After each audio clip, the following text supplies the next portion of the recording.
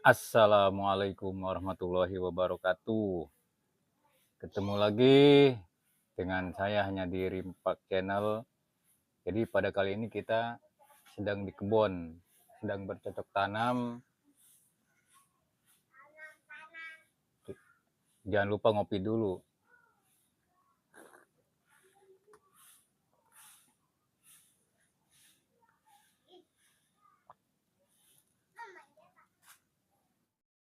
Jadi pada kesempatan kali ini kita sedang ngopi bareng di live-nya akun TikTok Bang Arif.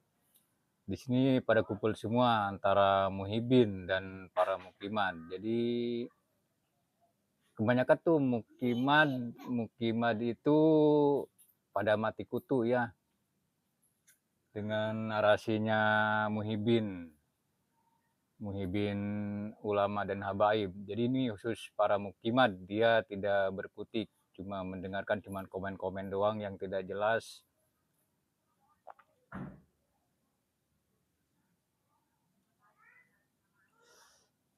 Mari kita dengarkan live ini bersama Muhibin ulama habaib. Jadi kita jangan mau terprovokasi, jangan mau diadu domba oleh Imaduddin Al-Kaburi.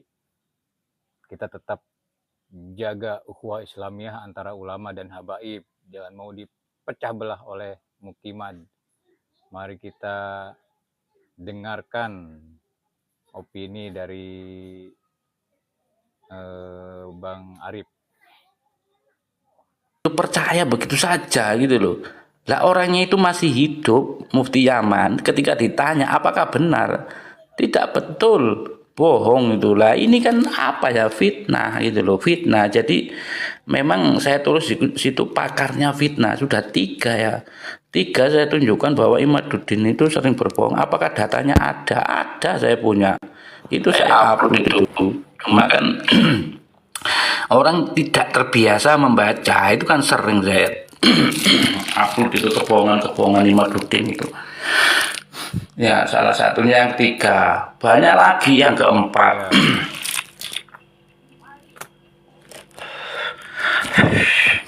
Yang menulis sejarah atau menasabnya Ba'alawi itu Ali Asyakron abad ke-9.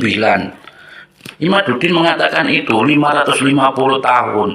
Padahal di abad ke-8 itu sudah ada yang menulis. Gitu loh.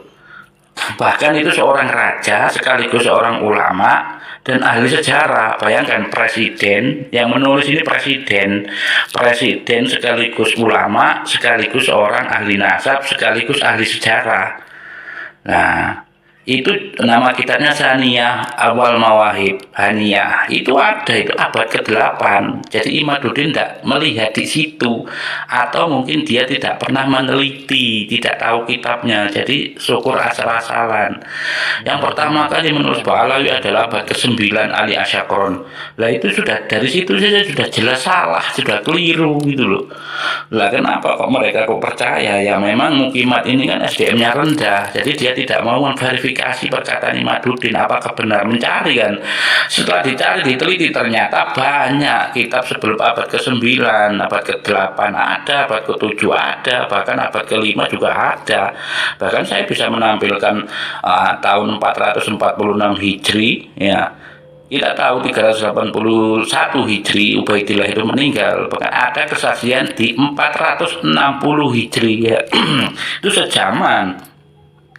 Dan ini yang perlu diketahui ya, kita rujukannya Imaduddin itu satu, cuma apa? Sajaratul Mubarakah ya, yang diklaim sebagai karangan Imam Fakhrur Razi. Padahal itu setelah diteliti, dicek, ternyata bukan karangan Imam Fakhrur Razi. Ternyata itu karangan ya, yang diduga karangan Ali bin Syaraf Shah. Ya, ada yang mengatakan Ibnu Inabah abad ke-9. Ya, karangan Ibnu Inabah, Ibnu Inabah abad ke-9. Berarti kan kitab sezaman, bukan kitab sezaman itu saja Mubarakah. yang diklaim oleh karangan Imam Fakhrul Razi. Padahal Imam Fakhrul Razi meninggal di 660 Hijriah. Setelah diteliti dalam kitab itu dituliskan, nah, kitab ini Syajarul Mubarakah ini saya bacakan dan saya ijazahkan di depan Ali bin Syarafsyah. Loh, dalam kitabnya ada tulisannya kayak gitu. Sedangkan kakaknya Ali bin Syarafsyah itu meninggalnya tahun berapa? 750 Hijri. Loh, kakaknya Ali bin Syarafsyah saja meninggalnya tahun 715 Hijri. Nah, sedangkan Imam Fakhrul Razi itu meninggalnya tahun 606 Hijri. Bagaimana mungkin kitab itu dibacakan kepada orang yang belum lahir?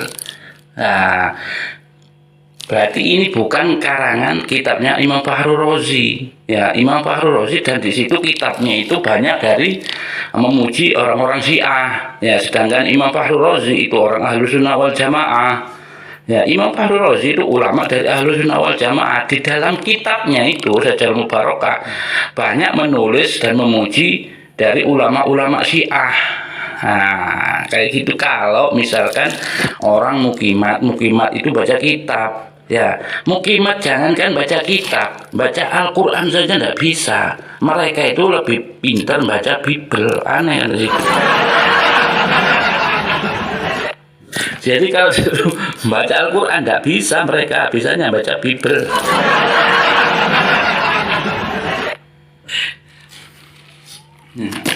Suruh baca kitab kayak gitu, nggak ngerti mereka. Mereka bilang apa cacing itu persis oten. Jadi apa ya perilakunya sama tindak tanduknya ketika berbicara bernarasi itu persis oten 11-12. Sudah kalau orang Jawa mengatakan plek ketiplek dengan orang-orang oten ini. Ya.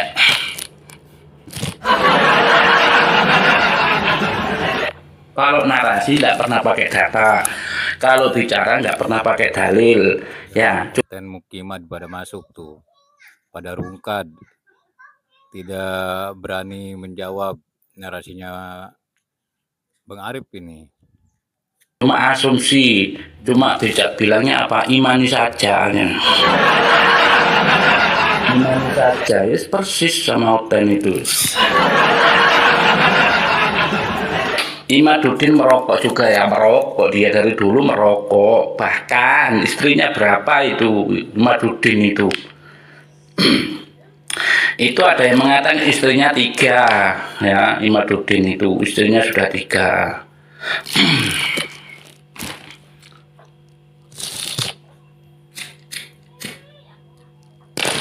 Jadi orang-orang munafik itu memang seolah-olah dibungkus ya kayak gini nih ya.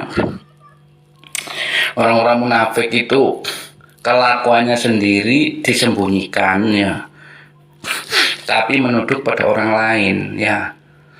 Lempar batu sembunyi tangan ya, ini Imaduddin ini. Mau saya tunjukkan kitabnya Mbah Hasyim Asy'ari yang dipelintir sama Imaduddin, yang dipalsukan sama Imaduddin. Kitabnya namanya Risalah Ahlussunnah wal Jamaah. Jadi dia itu mempelintir kitabnya Mbah Hasyim Asy'ari ya, kata-katanya Mbah Hasyim Asy'ari itu dipelintir sama dia, dirubah sama Imaduddin ini. Ya diganti kafaro, diganti kafir. Lah ini kan berbahaya mengkafirkan orang ini kan. Padahal perkataan itu ibaratnya itu tidak ada dalam kitab itu. Sama Imaduddin dirubah menjadi kafaro. Lah ini kan jelas-jelas orang-orang apa ya? Orang berbahaya ini. Makanya sampai PBNU ada ulama, salah satu kiai dari pengurus PBNU mengatakan apa Imaduddin ini? Sebagai apa ya? Ya itulah. Sampai PBNU mengeluarkan surat edaran loh, berbahaya tuh kan. Imaduddin itu sendiri sudah dipecat dari PBNU. Ya sudah dikeluarkan dari PBNU. Ya, pada masuk lagi tuh. Pada masuk. Karena apa? Berbahaya mereka ini. Pertama kali mereka membawa nama NU. Ya selalu dibawa-bawa nama NU. Padahal NU sendiri sudah ikut dalam fatwa ulama, ijma ulama Ya, kalau NU itu punya dalil. Dalilnya apa? Nomor satu itu Al-Quran. Yang kedua, kalau tidak ada di Al-Quran, di hadis. Kalau nggak ada di hadis, itu di ijma, kesepakatan ulama. Jadi tetap berpegangan pada ulama. Yang ketiga kias, itu Ahlussunnah wal Jamaah. Makanya kembali ke khitoh. Ya, ke khitoh NU itu dalilnya mereka itu ijma, sedangkan Pak Alawi ini sudah ijma ulama, kesepakatan ulama, ya ulama seluruh dunia, ya bayangkan seluruh dunia, bahkan ya ada ulama dari Mesir, mufti Mesir, ulama Mesir itu mengatakan bil ijma, bayangkan itu gurunya guru itu apa namanya, seorang syekh ya di Al Azhar ya, universitas tertua di dunia ya, itu maha gurunya itu mengatakan bil ijma, sudah selesai bahwa nasabah Alawi itu sudah ijma, kesepakatan ulama gitu loh, nggak ada yang meragukan gitu loh. Cuma Mukimat sama Oten saja yang meragukan. Kenapa di situ? Karena mereka nggak ngerti, SDM-nya rendah, baca kitab saja nggak ngerti, apalagi baca Al-Quran. Ya, Mukimat itu kalau disuruh baca Al-Quran nggak bisa. Bisanya baca apa? Primbon, kayak gitu. Bisanya baca apa? Rumus Togel, kayak gitu. Bisanya baca apa? Bible, kayak gitu. Makanya mereka ini ya, coba Anda sekarang lihat itu ada Ustadz Yusuf PI lagi berdebat dengan apologet, tuh lihat yang komen-komen itu saya pantau. Lah saya kaget ternyata ada salah satu Mukimat malah mendukung orang Kristen. Itu saya shock dan kaget itu di situ. Ini orang ini yang biasa typing di Mukimat ini.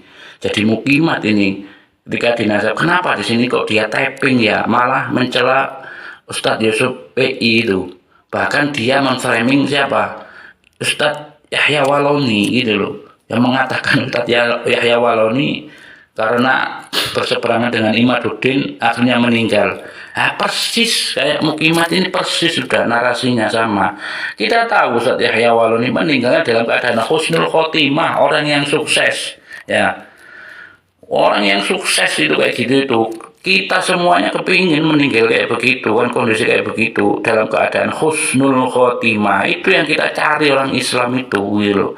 Malah sama Mukimat di framing ini kan lucu. Memang Mukimat ini kepingin meninggal dalam keadaan mabuk mungkin ya.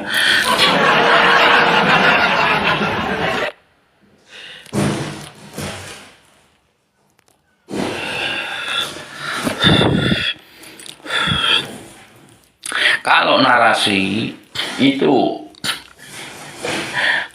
nggak tahu, saya lihat itu orang-orang, saya itu paling senang, paling suka pengantar tidur saya waktu dulu itu Gus Baha. Sekarang itu saya suka mendengarkan, melihat debat orang-orang apologet itu pengantar tidur.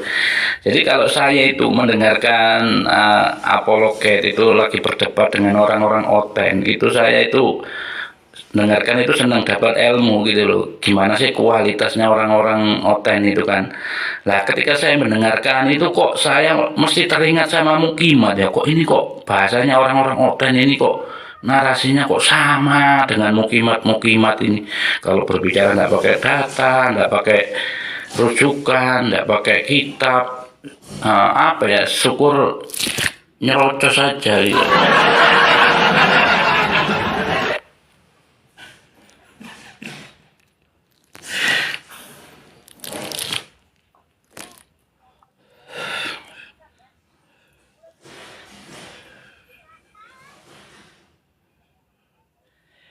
Ya, ketika berdebat ya di dalam diskusi Mukimat ini ya, ada orang berdebat Mukimat dengan Muhyiddin gitu. Yang membantu siapa? Oten mendukung mereka ini, Mukimat ini. Yang mendukung Oten, tapi sebaliknya ketika ada debat antara orang Oten dengan orang Islam, Mukimat malah mendukung orang-orang Oten. Ini yang lucu ini.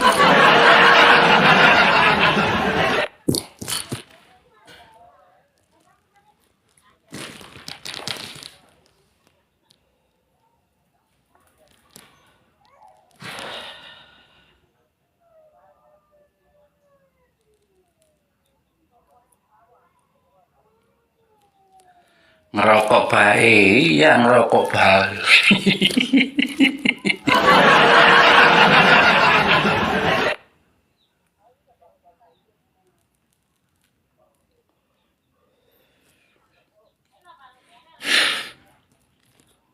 Ini foto ini yang punya cuma saya kok ini.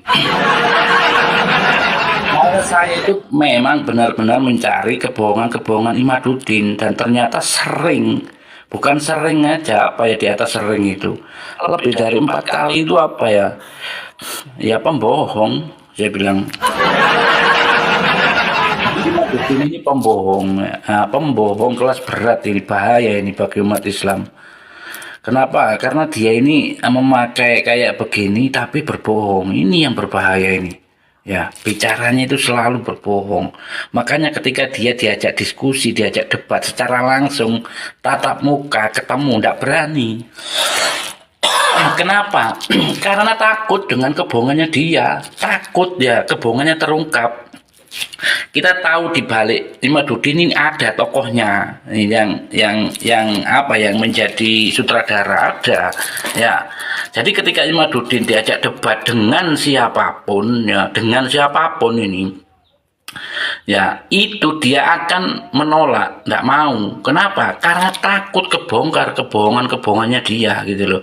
Makanya dia ini selalu disembunyikan. Ketika diajak debat dimanapun dengan siapapun dia tidak akan datang, disembunyikan.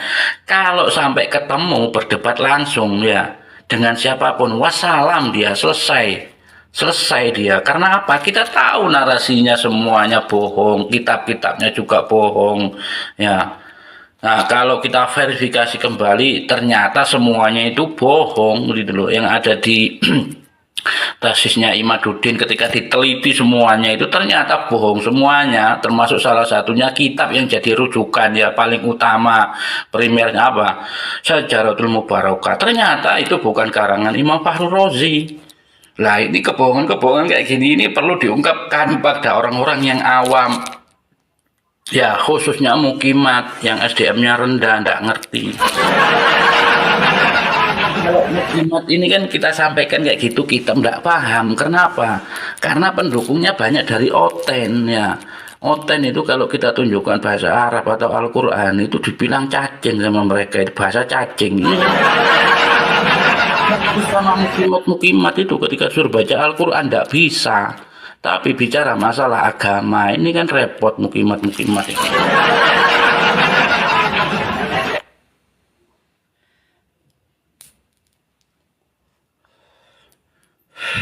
Tuh ada yang bilang tes DNA baru terang. Nah, kamu saya tunjukkan itu ada di VT saya itu kan ada dulu kan ada yang menarasikan tuh. Kalau di Arab Saudi itu yang ngaku duriah Nabi itu harus dites DNA. Lah ini ada ulama dari Arab Saudi ya langsung mengatakan masalah tes DNA itu tidak bisa dijadikan untuk menentukan atau membatalkan nasab, tidak bisa. Itu ulama Arab Saudi mengatakan kayak gitu, sudah jelas dijawab kayak gitu. Terus kalian kalau saya disuruh percaya antara ulama orang Arab Saudi dengan mukimat ya, logikanya saya percaya ulama-ulama. Ngapain saya percaya mukimat, wong SDM-nya rendah. Ini yang di Indonesia. Basul Masail NO ya 2004 di Boyolali no, NO tahun 2004 ya bukan 2024 tapi 2004 sudah di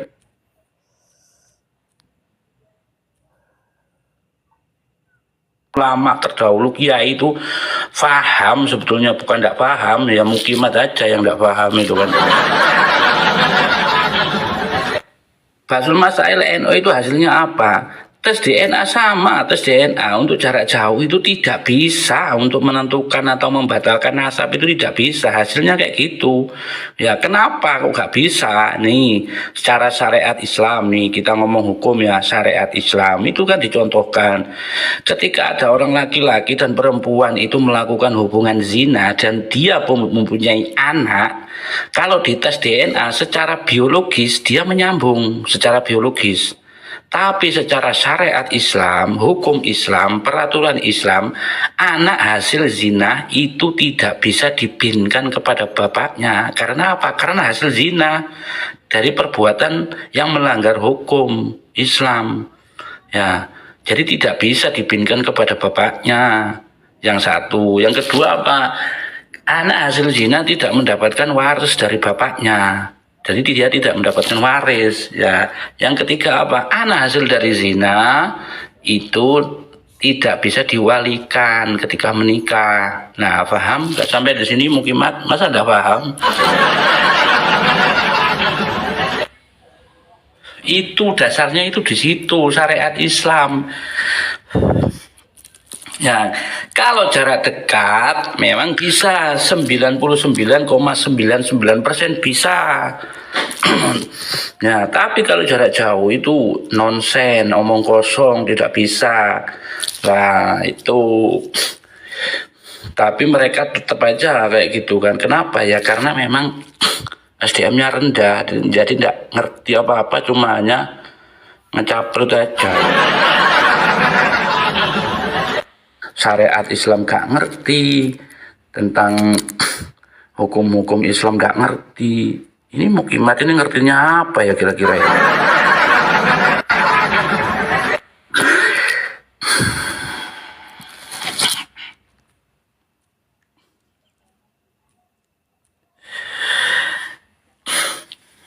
Mukimat itu ya paling pinter, paling cerdas. Sekali disuruh fitnah orang, ya itu paling cerdas Mukimat itu. Jadi kalau kalian mau belajar menfitnah orang, belajarlah sama Mukimat. Tapi naudzubillah min dzalik ya. Jadi kalau kalian mau belajar framing, mau berguru masalah menfitnah, itu belajarnya sama Mukimat. Itu cerdas mereka, itu pinter. Kalau suruh bicara itu kayak mesin cetak gitu. Pinter dia itu. Ngalah-ngalahi profesor kalau suruh bicara masalah fitnah, Mukimat ini.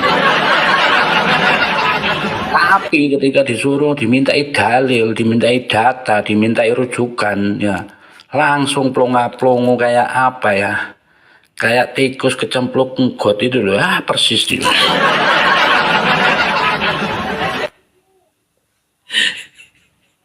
Persis, sudah.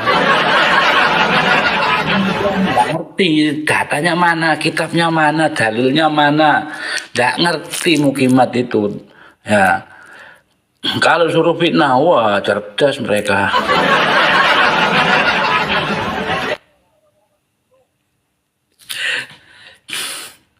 Makanya di sini nih kita tegaskan ya, sampai ya PBNU, pengurus PBNU itu jelas kumpulan kiai-kiai, itu PB loh yang mengeluarkannya.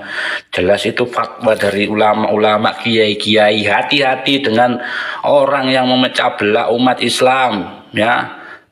Di situ dituliskan juga seperti PWILS loh, dicantumkan juga loh, sudah jelas dan gamblang kayak gitu. Lah sekarang NU malah diserang. Siapa yang malah menyerang sekarang? Ya, mulai mengkritik siapa? Said Agil Sirot, karena dia pingin jadi jabatan, jadi ketua PBNU. Siapa lagi? Kiai siapa itu yang di Malang itu? Marzuki Mustamar. Kenapa? Karena ingin jabatan. Sampai Said Agil Sirot itu mengatakan, saya itu dijegal sama Pak Jokowi, ya di Muktamar Lampung. Dia itu mengatakan kayak gitu kan, berarti dia ini masih menginginkan jabatan. Jadi mereka ini sekarang mulai nongol, ya siapa saja mereka ini kan, ya kepingin jadi ketua PBNU. Jadi tetap aja mereka ini semuanya yang dicari adalah jabatan, harta, dan tahta. Jadi mereka itu orang-orang apa ya?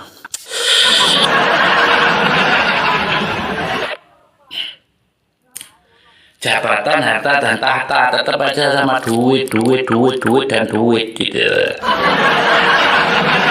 Yang dicari itu hanya duit dan jabatan, yang terakhir apa?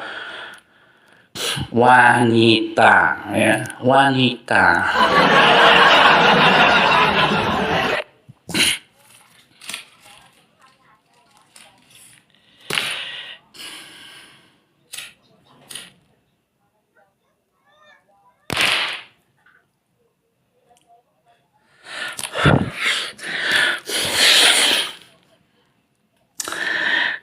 Jadi sekarang yang berada di barisan mereka ini barisan sakit hati semuanya ya sama NU. Makanya NU sekarang ini lagi diserang, dikritik sama mereka. Karena apa? Ya, mereka ini barisan sakit hati semuanya. Jadi hatinya sudah sakit, ya nggak bisa diobati, akhirnya jadi busuk hatinya.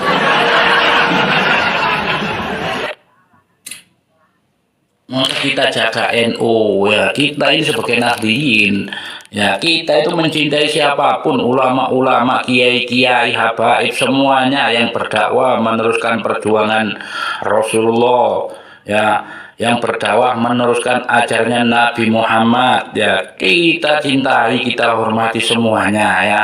Sekarang siapa ya yang membenci umatnya Rasulullah, yang membenci Nabi Muhammad, siapa? Oten.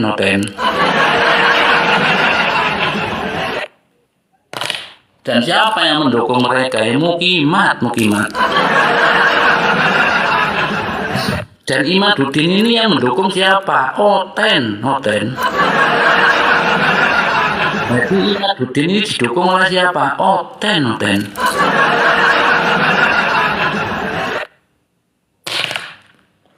Banyak Oten itu masuk ke isu nasab ini, banyak gitu loh. Bukan 1, 2, 3 orang akunnya, itu banyak gitu. Ketika dinaikkan disuruh salam aja nggak bisa, apalagi disuruh syahadat, nggak berani mereka. Ayo coba syahadat, langsung turun. Mau coba syahadat gitu, disuruh syahadat nggak berani. Nah, orang Islam suruh syahadat langsung syahadat ya. Nah, kenapa dia nggak berani? Ya karena memang Oten gitu.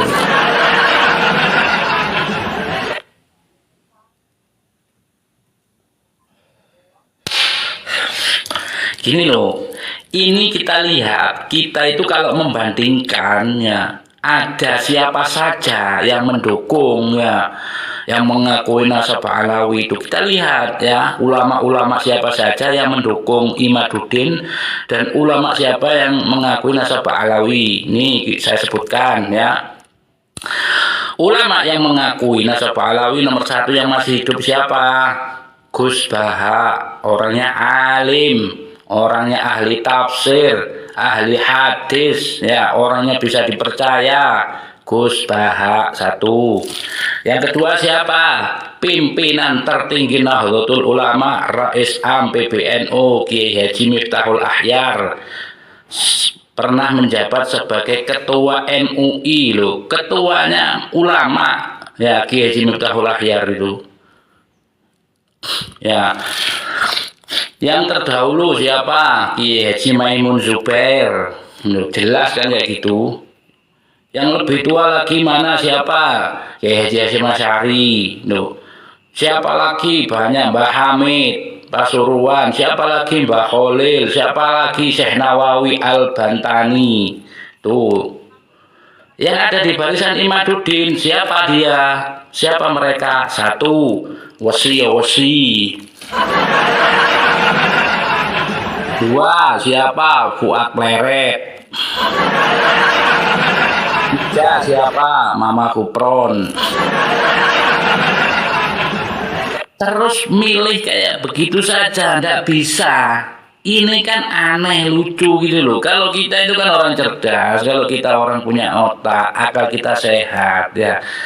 Oh, Gus Baha ini mengatakan nasab Alawi ini sudah jelas duriah Nabi. Ya saya ikuti Gus Baha. Oh, ternyata Kiai Haji Maimun Zubair ini juga. Oh, ternyata Mbah Hasyim Asy'ari juga. Oh, Mbah Khalil juga. Oh, Syekh Nawawi juga. Kiai Soleh Darat. Ternyata ulama-ulama yang terdahulu sampai sekarang semuanya yang ulama beneran ya, bukan ulama-ulamaan, itu mengakui nasab Alawi.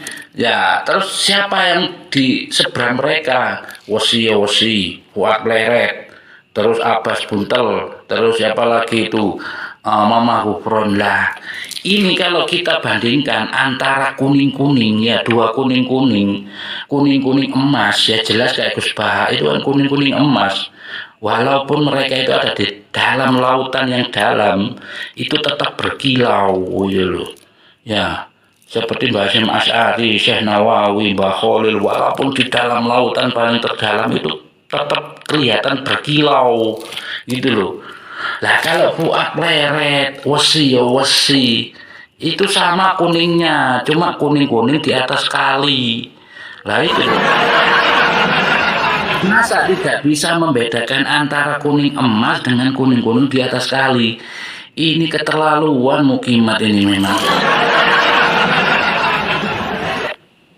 Ulama mana yang membatalkan Nasabih Ba'alawi? Tidak ada.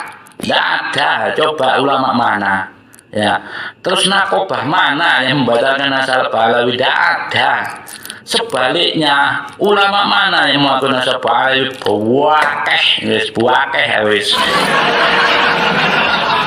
Banyak wakeh gitu. Terus nakobah mana yang melakukan Nasabih Ba'alawi? Banyak. Logikanya itu di situ gitu loh kalau berpikir Mukimat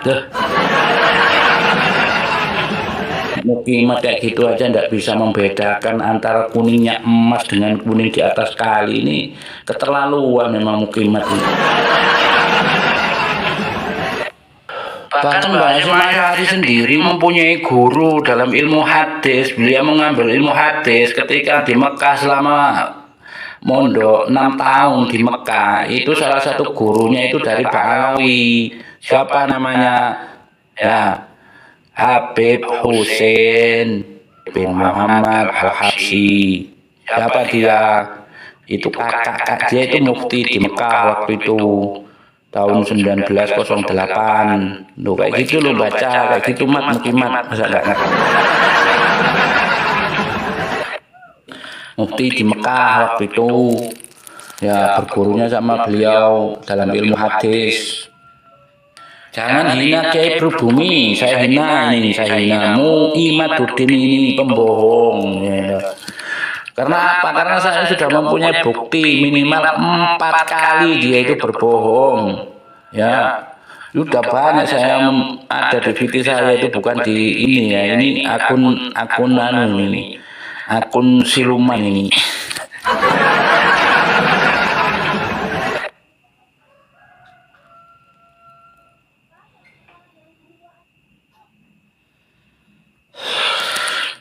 Nah, saya punya itu kebohongan Imaduddin itu 4 kali, bukan 4 kali ya, minimal itu